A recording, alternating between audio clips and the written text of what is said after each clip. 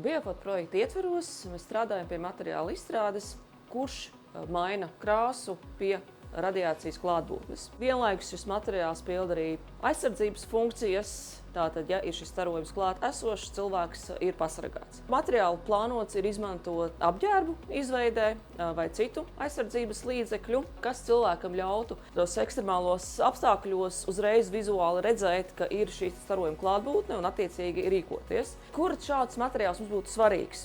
Viens ir kosmosa tehnoloģijas, kur tātad cilvēki lido kosmosā, jo tur ir augsts starojuma līmenis, bet ļoti daudz pielietojumu principā ir arī tepat uz Zemes. Viens no piemēriem ir medicīna, ir tīpaši medicīnas personāls, kurš darbojās ionizējušā starojuma radiācijas dažādiem avotiem, vai tas ir rentgena iekārtas, vai šie kodola medicīnas preparāti.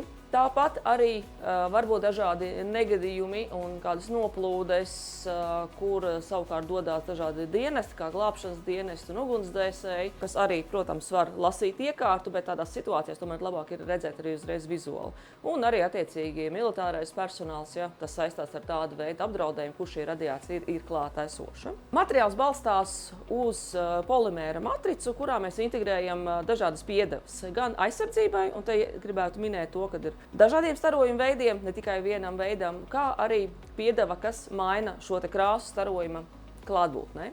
Līdz šim šie produktu grupas dozimetrija, jebšu, kas norāda uz starojumu daudzumu, un aizsardzība ir bijušas divas dažādas produktu grupas, tad mēs šī projekta ietvaros mēģinām izveidot vienu produktu, kurš pilda šīs vairākas funkcijas, gan aizsardzību, gan arī dozimetriju, jeb signalizēt vizuāli cilvēkam par to, ka ir šis apdraudējums iestājies un ļaut attiecīgi rīkoties. Sākotnējā stadijā veicam modelēšanu ar atbilstošu programmatūru, un tad labākos kandidātus mēs praktiski veidosim paraugu formā, kurus arī laboratorijā testēsim.